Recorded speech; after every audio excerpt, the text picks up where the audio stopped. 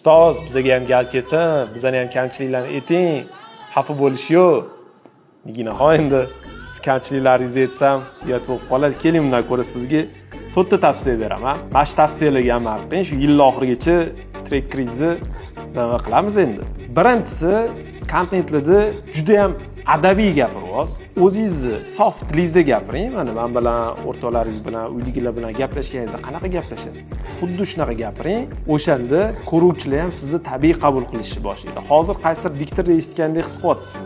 Ikkinchisi, profilingizda 3-4 ta rubrikalar qilgansiz va 3-4 tasi ham deyarli yemaydigan eski rubrikalarni tanlab olgansiz. Rubrikalarning ustidasigina bosh qotiring. Menimcha sizni formatingizda azvuchkali rubrikalar zo'r ketsa kerak. Uchinchisi, eng asosiysi ko'proq va stabil kontent qilish kerak. Ya'ni misol bir oyda bitta video chiqarib, bir oyda ikkita video chiqarib, "Men profilimni ko'rib bering" deyishingiz uyatli ekan. To'rtinchisi bo'lsa, videolaringiz ozgina to'mli bo'lib qoldi. Bundoq qarasangiz, hammasi bo'g'u, qanaqadir studiyalarda ko'chada olganlaringiz ham kechqurun olganmisiz, sal yarki, chiroyli, estetichniy profil qiling. Kirganda odam maza qilsin, ranglarni o'ziga, videolarni o'ziga, o'zingizni gapirishingizga, berayotgan informatsiyangizga maza qilsa, bahridil ochiladigan yorug' profil qilib qo'ying. Gapirsam gap ko'p, asosiysi shular.